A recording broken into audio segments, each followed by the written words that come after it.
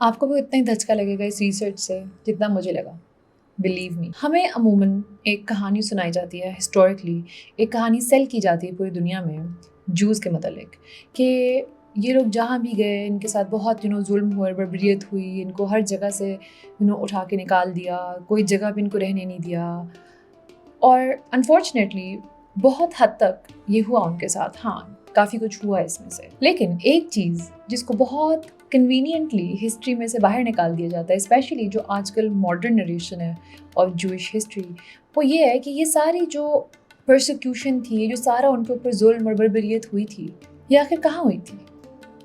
Europe میں. ایک پورا اتنا مختلف چیپٹر ہے جوئش ہسٹری کا جو کہ مڈل ایسٹ، مسلمانوں اور ان سب سے انٹرلنکڈ ہے، لیکن وہ انہوں نے آہستہ آہستہ خود تاریخ سے نکال دیا کیونکہ وہ ان کی سٹوری میں فٹ ان نہیں کرتا. وہ ان کی جو ایک سیڈ سٹوری ہے اس کا حصہ نہیں بن سکتا. اور آج میں آپ کو وہی سٹوری سناؤں گی.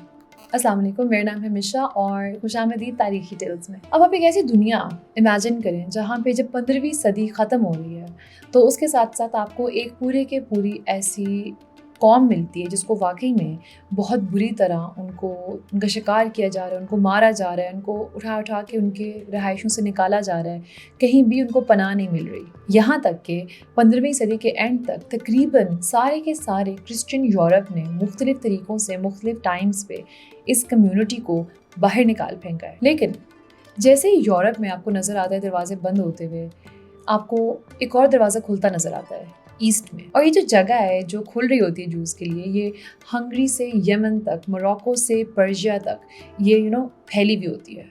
اور 16ویں صدی کے آخر تک تقریباً دنیا کے آدھے سے زیادہ جوز اس جگہ کو اپنا گھر مانتے ہیں، اور وہ ہوتی ہے آٹومن ایمپائر. ہم اپنی کہانی سٹارٹ کریں گے سن 1492 سے. ٹیکسٹ بکس کے حساب سے یہ وہ سال ہے جب کرسٹوفر کولمبس نے امریکہ کو ڈسکور کیا تھا. بٹ ہماری کہانی امریکاز میں نہیں شروع ہو رہی، اس سال میں شروع ہو رہی ہے اسپین میں. جنوری 1492 میں اسپین ایکچولی اپنا ریکانکوسٹا ختم کر لیتا ہے، یعنی کہ جو مسلمان حکمرانی تھی وہاں گرناڈا میں وہ گر جاتی ہے تقریباً 800 سال کے بعد. اب فائنلی اسپین میں، یورپ میں مسلمانوں کا کوئی بھی حکمرانی نہیں رہتی. اور جیسے یہ مسلمانوں کی حکمرانی گرتی ہے تو جو ریلیجس لینڈسکیپ ہوتا ہے اس پوری جگہ کا وہ بھی ایک دم بدل جاتا ہے.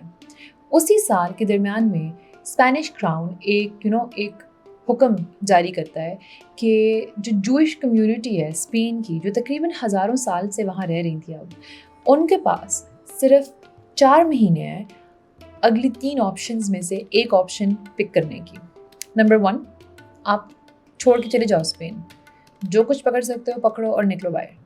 نمبر 2، آپ کنورٹ ہو جاؤ، کرسچن بن جاؤ، جوئش نہ رہو. نمبر 3، سزائے موت. تو ان ساری شرطوں کو دیکھتے ہوئے اسپین میں جو میجورٹی جوز تھے، یعنی کہ 275,000 جوز، وہ یہ سوچتے ہیں کہ ہم لوگ اسپین چھوڑ دیتے ہیں، اسپین چھوڑ کے چلے جاتے ہیں. اب تقریباً 1 لاکھ جوز جو ہوتے ہیں وہ کنورٹ ہو جاتے ہیں کرسچینٹی میں. اس کے ساتھ اپنے مشکلات آتی ہیں بیکاز وہ یقین نہیں کرتے اسپینش کہ یہ اصل میں کنورٹ ہوئے ہیں. بٹ اب جو لوگ نکلے تھے اسپین سے 275,000 جوز جو نکلے تھے اسپین سے، اب وہ لوگ شروع میں کوشش کرتے ہیں کہ وہ لوگ پورچگل یا یورپ میں کہیں اور ان کو پناہ مل جائے، لیکن آہستہ آہستہ کر کے کوئی بھی ان کو نہیں رکھتا، سب ان کو باہر نکال دیتے ہیں. اور میں ایکچولی کچھ شارٹس نکالوں گی اپنی اس ویڈیو کے بعد جس کے اندر میں بتاؤں گی کہ ایکچولی کیا کیا ہوا پورچگل وغیرہ میں جب جوز وہاں گئے. اس ویڈیو میں مینشن نہیں کروں گی میں، تو ان کے لیے آپ نظر رکھ سکتے ہیں اگر آپ جاننا چاہیں. تو بیسکلی آہستہ آہستہ کر کے سارے یورپ ان کو باہر نکال دیتا ہے. اور یہاں پہ کوئی سائڈ نوٹ، اسپین ایکچولی پہلی کنٹری نہیں ہے یورپ میں جنہوں نے جوز کو باہر نکالا. جیسے کہ میں نے بتایا کہ جوز کو آہستہ آہستہ کر کے سارے کے سارا یورپ ہی ایونچولی ایکسپیل کر دیتا ہے، بعد میں نہیں تو پہلے. میں سوچ رہی ہوں اس کے اوپر ایک ویڈیو بناؤں کہ کس کنٹری نے، جو آج کل کے حساب سے کس کنٹری نے کب ان کو باہر نکالا اور کیسے. اگر آپ انٹرسٹڈ ہیں تو آپ مجھے کامنٹ سے بتائیے گا، پھر دیکھیں گے. تو نا بیسکلی یورپ نے ان کو باہر نکال دیا.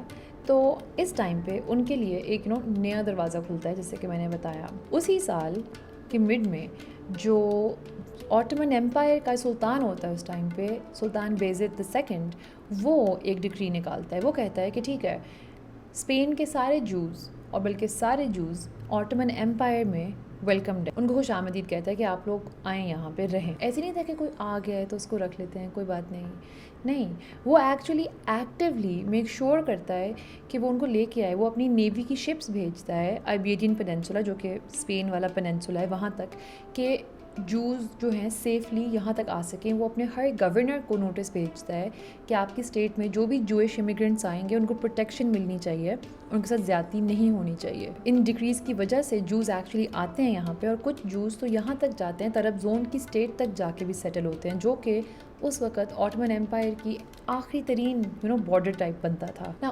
یہ ساری سٹوریز آپ تک لے کے آنے کے لیے مجھے ایکچولی بہت ہفتوں کی ریسرچ کرنی پڑتی ہے, پھر شوٹنگ, ایڈیٹنگ, سب کچھ خود ہی کرنا پڑتا ہے.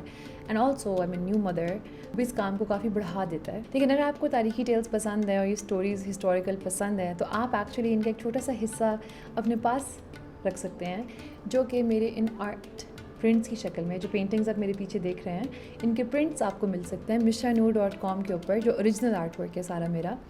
اور اس کے علاوہ آپ اگر زیادہ مدد کرنا چاہتے ہیں تو آپ پیٹرین پہ جا کے ہمارے پیٹرن بن سکتے ہیں. آپ کو تھوڑی بہت ہی بیہائنڈ دا اسنیک ملیں گی اس میں, کہ میرے ایڈیٹنگ پروسیس اینڈ سارا کچھ. اس کے علاوہ آپ کا نام آئے گا ہماری ویڈیوز کے کریڈٹس میں, جیسے کہ آپ ابھی بھی دیکھتے ہیں کچھ لوگوں کے نام. ان دونوں چیزوں کے لنکس ڈسکرپشن باکس میں ہیں, تو اگر آپ کو یہ کہانیاں پسند ہیں تو ڈو کنسیڈر ہیلپنگ آؤٹ.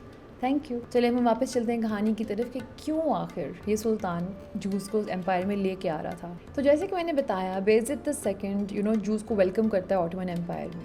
لیکن یہ پہلی دفعہ نہیں ہے تاریخ میں جب آٹومنز نے ایکچولی جوز کو ویلکم کیا. بیزت کا ہی باپ سلطان محمد II, جو کہ قسطنطنیہ کو فتح کرتا ہے, وہ جب قسطنطنیہ کو فتح کر لیتا ہے 1453 میں, تو وہ بھی ایک ڈگری ایشو کرتا ہے جس میں وہ جوز کو کہتا ہے کہ آپ آئیں, آ کے استنبول میں رہیں, اور آپ یہاں پہ کام کریں, یہاں پہ ہمیں لوگ چاہیے, اور آپ کو پروٹیکشن دی جائے گی, آپ کو ٹریڈز کے اندر آنے کے لیے روکا نہیں جائے گا, آپ کے ریلیجن سے آپ کو ہٹایا نہیں جائے گا. اور ایسے نہیں تھا کہ محمد نے بس یہ چیزیں صرف کہہ دی تھیں, بلکہ وہ ایکچولی کانکریٹ اسٹیپس لیتا ہے کہ بعد میں جوئش کمیونٹی کو انٹیگریٹ کرنے کے لیے. جیسے کہ جو ان کا ریبائی ہوتا ہے, جو چیف ریبائی ہوتا ہے جوز کا, جو کہ ان کا مفتی ٹائپ ہوتا ہے, وہ اس کو اپنے امپیریل کاؤنسل کا حصہ بناتا ہے, اور اس کو بیسکلی طاقت مل جاتی ہے ایکول ٹو دا گرینڈ مفتی, جو کہ مسلمانوں کا کائنڈ آف ہیڈ ہوتا ہے. اب یہ جو چیف ریبائی ہے, پھر یہ آٹومن امپائر کے بہاف پہ ٹیکسز, جس میں جزیہ وغیرہ بھی آتا ہے, کلیکٹ کرتا ہے فرام جوز. وہ ڈفرینٹ جگہوں پہ امپائر کے اندر اپوائنٹ کرتا ہے مختلف ریبائز, اور ساتھ ہی ساتھ جو جوئش کمیونٹی کے سول اور ریلیجس کورٹس ہیں, وہ ان کی بھی ہیئرنگز وغیرہ چیزوں کو اوورسی کرتا ہے پراپرلی. اب ہسٹورین ایلن میکال ایکچولی اپنی بک گاڈز شیڈو میں بہت اچھے طریقے سے بیان کرتا ہے اس وقت کی جو ریالٹی ہوتی ہے. وہ یہ کہتا ہے کہ 1453 کے بعد استنبول بلا شبہ دنیا میں سب سے اچھی جگہ تھی جوز کے لیے رہنے کے لیے. کہیں بھی جوز کو اتنی آزادی اور اتنی کامیابی نہیں ملی تھی جتنی ان کو استنبول میں مل رہی تھی. اب سوال یہ ہے کہ آٹومنز یہ سارا کچھ کیسے کر رہے تھے, وہ جوز کو اتنے اچھے طریقے سے انٹیگریٹ کیسے کر رہے تھے اپنی کمیونٹی میں. اب آٹومنز کے کیس میں ایکچولی سلطنت عثمانیہ کی جو ہسٹری ہے اگر اس کو دیکھیں تو وہ عموماً مسلم میجورٹی امپائر نہیں تھی, مختلف مذاہب سے بنی ہوئی تھی, مختلف لوگ رہتے تھے اس میں, اور آٹومنز کو اس پوائنٹ تک بہت اچھا یہ ڈفرینٹ کلچرز اور ریلیجنس کو بلینڈ کر کے ان کو مینیج کرنا سب کچھ آ گیا تھا. اور جوز کے کیس میں وہ استعمال کرتے تھے دھما سسٹم, جو کہ ایک پروٹیکشن کا سسٹم تھا, جو کہ شریعہ لاء سے لیا جاتا ہے, اسلامک شریعہ لاء سے. اب اس کے بقول جو آٹومنز تھے ان پہ فرض تھا کہ وہ اپنی امپائر کے جو کرسچنز ہیں, جوز سبجیکٹس ہیں, وہ ان کی حفاظت کریں. اور سلطنت عثمانیہ کے کیس میں ایکچولی وہ ایک سٹیپ آگے لے جاتے ہیں اس حفاظت کو, کیونکہ وہ لوگ فالو کرتے ہیں شریعہ لاء میں جو حنفی اسکول آف تھاٹ ہے نا, وہ اس کو فالو کرتے ہیں, جو کہ سنی اسکول آف تھاٹس جو ہیں 4, ان میں سے سب سے زیادہ فلیکسیبل, سب سے زیادہ آزادی دیتا ہے وہ آپ کو, کہ آپ جو کرنا چاہیں تھوڑا بہت آپ اس میں ڈال سکتے ہیں. ایک ہسٹورین ہے ایویگور لیوی, ان کے حساب سے یہ چیز جو تھی, دا فیکٹ کہ وہ حنفی اسکول آف لاء فالو کرتے تھے آٹومنز, اس کے وجہ سے ان میں بہت زیادہ فلیکسیبلٹی تھی جب وہ مختلف فیتھس کو, مختلف مذاہب کو ڈیل کرتے تھے. اب وہ کچھ لاز جو کہ باقی جگہوں میں اسٹینڈرڈ تھے کہ نئے سینیگوگز نہ بنے, اور کچھ کاروباروں کے اندر جوز کو آپ نہ جگہ دو, یہ سب چیزیں وہ لوگ بائی پاس کر دیتے تھے آرام سے, کہ کوئی بات نہیں, بنا لیں یہ لوگ اپنی عبادت گاہیں, کر لیں یہ لوگ یہ کام, کوئی بات نہیں. اور کچھ جگہوں پہ ان کے اوپر ٹریولنگ کے اوپر بھی بین ہوتا تھا جوز کے اوپر, یہ بھی آٹومن امپائر کے اندر نہیں وہ لوگ رکھتے, وہ کہتے ہیں بس کریں ٹریول فریلی کریں کام, اٹس اوکے. اب کیا اب ہمیں فیئر ہونے کی ضرورت ہے. کیا یہ ایک پرفیکٹ سچویشن تھی جوز کے لیے؟ کیا ان کو ہر چیز مل گئی تھی؟ نہیں، پرفیکٹ تو نہیں تھی. یہاں پہ بھی کچھ اتنی بڑی امپائر تھی، اتنے لمبے عرصے کے لیے یہ امپائر چلتی، کچھ نہ کچھ وقتاً فوقتاً مسئلے آئے تھے جوز کو، لیکن وہ ایک سسٹمیٹک لیول پہ نہیں تھے جیسے کہ یورپ میں تھے کہ لوگ کہ امپائر جان کے کر رہی ہے. عموماً لوگوں سے شروعات ہوتی تھی ان ایشوز کی، یا اگر اوپر سے بھی شروعات ہوئی تو اس کی مختلف وجوہات تھیں. ابھی جو سسٹم بھی ہے، جو دھما سسٹم ہے، اس کے اندر بھی یہ لوگ پروٹیکٹڈ تھے امپائر میں، ہاں، لیکن یہ سب آرڈینیٹ تھے، یہ ایکول نہیں تھے to the Muslim community of the empire. تقریباً 19ویں صدی میں جا کے ایکچولی یہ ریفارم ہوتا ہے اور یہ جو ہے سب آرڈینیٹ اسٹیٹس ان کا ختم ہوتا ہے، پر اس سے پہلے تک یہ چلتا ہے. اب اس کے علاوہ کچھ اور اس طرح کے انسیڈنسز ہوتے ہیں جیسے کہ فورسڈ ریسیٹلمنٹ. جب محمد سیکنڈ جوز کو کہتا ہے کہ آپ آئیں، آ کے ادھر رہیں استنبول میں، تو کچھ جوئش کمیونٹیز کو وہ لوگ فورسبلی بھی کہتے ہیں کہ آپ لوگ ادھر ہی آ کے رہیں. لیکن جیسے کہ میں نے بتایا کہ ان کے وہاں آنے کے بعد ان کو ایکچولی کافی کامیابیاں ملتی ہیں اور وہ کافی اسٹیپس اٹھاتے ہیں ٹو میک شیور کہ وہ لوگ آگے بڑھ سکیں. پھر وہی سلطان جس نے جوز کو ایکچولی اندر آنے دیتا ہے، بیزت سیکنڈ، یہ اسپین کے نکالنے کے بعد، اس کے دور میں بھی کچھ ایسی چیزیں ہوتی ہیں کہ کچھ نئے سینیگوگس بنتے ہیں جو کہ اللیگل ہوتے ہیں ان کے حساب سے، تو وہ لوگ ان کو کہتے ہیں کہ یہ نہیں بنا سکتے تھے آپ. اور ریئر کیسز ہمیں نظر آتے ہیں throughout the history of the empire جہاں پہ فورسڈ کنورژنز ہوں، لیکن وہ ایک سسٹمیٹک لیول پہ نہیں تھا. تو ہاں ایگزیکٹلی پرفیکشن نہیں تھی، ہر چیز نہیں مل جاتی ان کو. لیکن اگر آپ کمپیئر کرو اس دور میں جو یورپ میں عورت ان کے ساتھ، جہاں ان کو قتل کیا جا رہا تھا بلا وجہ، ان کے وہی چیزیں جو آپ کو کہہ رہی ہوں، میں آپ لوگوں کو شارٹس میں بتاؤں گی کہ کیا کیا کیا انہوں نے ان کے ساتھ، تو وہ سب کچھ، اور دا فیکٹ ان کو نکال دیا جاتا تھا، پراپرٹی لے لی جاتی تھی، اس سے اگر آپ کمپیئر کرو تو ہاں یہ ان کے لیے بہت بہت اچھی آپشن تھی. اور ایسی نہیں ہے کہ یہ میں کہہ رہی ہوں، ایکچولی اس دور کے جو جوز تھے وہ خود بھی ایگری کرتے تھے. ایک اس دور کا جو ہے جو کہ 1954 میں خط لکھتا ہے، آئزک سرفاتی نام ہے اس کا. وہ ہوتا ہے ایک فرینچ جو جرمنی میں رہا ہوتا ہے پوری زندگی، اور پھر وہ آ جاتا ہے استنبول رہنے محمد کے فتح کرنے کے بعد. 1453 میں محمد نے فتح کیا، 1454 میں یہ بندہ خط لکھتا ہے مختلف جوئش کمیونٹیز کو یورپ میں. ابھی تک اسپین سے نکالا نہیں گیا جوز کو، یاد رکھیں. اور وہ لیٹر بھیجتا ہے، لکھتا ہے کہ بھائی وہ اپنا یاد کرتا ہے اپنی زندگی جرمنی کے اندر، اور وہ اس کو کہتا ہے کہ وہ ایک گریٹ ٹارچر چیمبر تھا میرے لیے، اور کمپیئر کرتا ہے اس کو اپنی زندگی استنبول سے. وہ کہتے ہیں کہ یہاں پہ مجھے جو آزادی ہے، میں اپنا دین پریکٹس کرتا ہوں، میں کام کرتا ہوں، میں جہاں جانا چاہتا ہوں میں جاتا ہوں، میں تو سوچ بھی نہیں سکتا تھا ایسی زندگی. تو پھر وہ ان جوز کو کہتا ہے کہ میرے حساب سے آپ لوگوں کو برا وقت آنے سے پہلے سب کچھ پیک پک کریں اور آپ آٹومن امپائر شفٹ ہو جائیں. یہاں پہ آپ لوگوں کے لیے کامیابیاں ہیں، آسانیاں ہیں. اور کافی جوز ایکچولی اس کی اس بات کو کان دھرتے ہیں، بیکاز جیسے میں نے بتایا 16ویں صدی کے آخر تک آدھے سے زیادہ دنیا کے جوز آٹومن امپائر میں آ جاتے ہیں. اب جو ایک میجر سوال ہے اس سب سے جو ایک آتا ہے دماغ میں کہ بھائی کیوں آخر آٹومن امپائر ایسا کیوں کر رہے تھے؟ آپ صرف اچھے ہونے کے لیے تو نہیں کر سکتے نا. وی نو دس بائی ناؤ بیکاز ہم بھی دنیا میں رہتے ہیں، رائٹ؟ تو ان کے لیے اس میں کیا تھا، کیا فائدہ ہو رہا تھا ان کو یہ سب کرنے کا؟ ویل ٹرنز آؤٹ کہ جو آٹومنز ہیں ان کو کافی دور اندیش تھے. وہ ان کو بہت جلدی یہ بات سمجھ آ گئی تھی کہ مختلف کمیونٹیز کا ساتھ رہنا کرنا یہ ایکچولی ایک کمزوری نہیں ہے. ڈائیورسٹی جو ہے وہ ایک قسم کی طاقت ہے. اگر زیادہ مختلف لوگ آپس میں ملتے ہیں تو مختلف چیزیں سیکھتے ہیں، فائدے ہوتے ہیں، اور ان کو یہ چیز سمجھ آ رہی تھی. تو اس چیز کو مد نظر رکھتے ہوئے وہ جوئش کمیونٹیز کو خوش آمدید کہتے ہیں اپنی سلطنت میں، اور ان کو آگے فائدہ ملتا ہے. جیسے کہ سب سے پہلے ان کے جو ٹریڈ نیٹ ورکس ہوتے ہیں وہ ایکسپینڈ کرتے ہیں. اب جب یہ اسپینش جوز آتے ہیں یورپ سے تو ان لوگ اتنے امیر نہیں ہوتے جیسے کہ کچھ ویل سیٹلڈ جوز جیسے کہ جو رہتے ہوتے ہیں سلونیکا وغیرہ کے اندر. ان کو اتنے پیسے نہیں ہوتے، لیکن وہ اپنے ساتھ لے کے آتے ہیں نالج، کانٹیکٹس کا نیٹ ورکس ہوتے ہیں ان کے پورے میڈیٹرینین کے اندر. تو اس سے آٹومن امپائر کو یہ فائدہ ہوتا ہے کہ جو میڈیٹرینین کا اور جو بلیک سی کا جو ایک تجارتی روٹس تھیں ان کے اوپر اٹالین جو تھے تاجر، انہوں نے ایک قسم کی مونوپلی بنا لی تھی. لیکن اب کیونکہ یہ جو اسپین سے اور یورپ سے جو آتے ہیں جوئش ریفیوجیز، ان کے اپنے تعلقات تھے ان جگہوں پہ، وہ وہاں چھوڑ کے آئے، تو ان کو استعمال کرتے ہوئے وہ لوگ یہ منوپلی توڑ پائے اور آٹومن ایمپائر کے لیے کافی حد تک ٹریڈ بڑھ گیا اس خطے میں. کچھ جگہوں پہ جیسے کہ عرب زون میں تو جو کرسچن جو اٹالین ٹریڈرز آتے تھے ٹریڈ کے لیے وہ کمپلیٹلی ختم ہو گئے کیونکہ جوز نے ان کی جگہ لے لی اور بہت بہتر ڈیلز ملنا شروع ہو گئی آٹومنس کو. اس کے علاوہ مختلف انڈسٹریز کے اندر بھی آپ کو نظر آتا ہے ان کا ہاتھ, جیسے کہ بلگیریا میں جو ٹیننگ انڈسٹری ہوتی ہے اس میں, نارتھ افریقہ میں جو سونے اور چاندی کی انڈسٹری ہوتی ہے اس میں, فلسطین میں جو سلک پروڈکشن ہوتی ہے وہ بڑھا دیتے ہیں یہ لوگ, استنبول میں یہ لوگ بینکنگ میں کام آتے ہیں. جب یہ امیگرینٹس آتے ہیں تو یہ اپنے ساتھ جو ہے سائنس اور مختلف جو ملٹری ٹیکنالوجیز اب یورپ میں بن رہی ہوتی ہیں ان کے بھی نالج لے کے آتے ہیں. اینڈ مائنڈ یو اس دور میں یہ آج کا یورپ نہیں تھا جو اتنا ڈیولپڈ تھا, وہاں پہ اتنی کوئی بہت زیادہ سین نہیں چل رہا تھا ابھی, لیکن جو ڈیولپمنٹس ہو رہی تھیں, رینیسانس چیزیں آئی تھیں اینڈ آل, وہ نالج وہ لوگ لے کے آ رہے تھے اپنے ساتھ. اور ایک یورپین ہی ایکچولی ایک رائٹنگ ملتی ہے ایک یورپین کی جو بہت کڑواہٹ سے کائنڈ آف نوٹ کرتا ہے کہ کرسچن یورپ نے اپنا ہی نقصان کر لیا ہے اتنے زیادہ جوز کو باہر نکال کے, جو اتنا زیادہ علم اور سب کچھ لے کے جا رہے ہیں اب آٹومنس کے پاس. وہ کہتا ہے کہ انہوں نے جا کے ترکوں کو سکھایا ہے کہ گن پاؤڈر کیسے کہ آرٹلری کیسے بناتے ہیں, ارکبسز کیسے بناتے ہیں, گن پاؤڈر, کینن بالز اور یہ باقی ساری چیزیں. اب ایسے نہیں تھا کہ آٹومنس آلریڈی یوز نہیں کر رہے تھے. اگر آپ کو یاد ہو محمد II ایکچولی کینن بالز ہی یوز کرتے ہوئے استنبول کو فتح کرتا ہے, اور وہ لوگ گن پاؤڈر بھی پہلے یوز کر رہے تھے, لیکن اس میں جو امپروومنٹس وہ لوگ اپنے ساتھ کچھ لے کے آئے, کچھ نالج, وہ اس نے کافی مدد کی آٹومنس کی.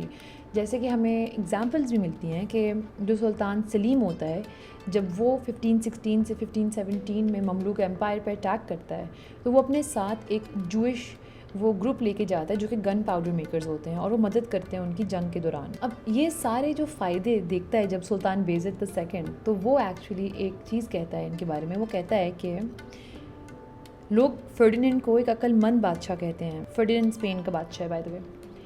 وہ آدمی جس نے اپنی ملک کو کمزور کر دیا اور ہمارے کو مضبوط. جیسے کہ میں نے بتایا کہ جوز کو ایکچولی اپرچونیٹیز ملتی تھیں کہ وہ زندگی میں آگے بڑھ سکیں.